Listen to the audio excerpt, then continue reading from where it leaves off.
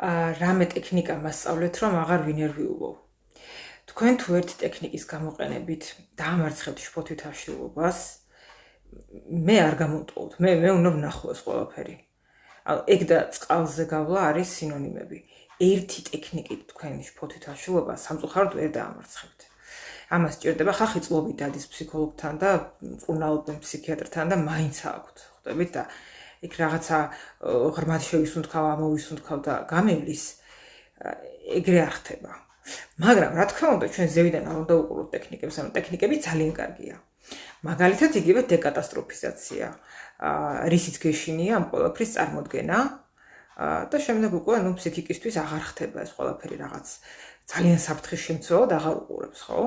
მაგალითად, გვეშინია გასაუბრებაზე მისვლის, წარმოიდგენ დეტალებში, როგორ მიდიხარ გასაუბრებაზე, ყველაზე კატასტროფულ სცენარს, რომ რაღაცნაირი ამპარტავანი HR თუ ვიღაც შეხვდება და არ აგიყვანეს. ოკეი, ამას წარმოიდგენ და მე ნაკლებად გეშინია.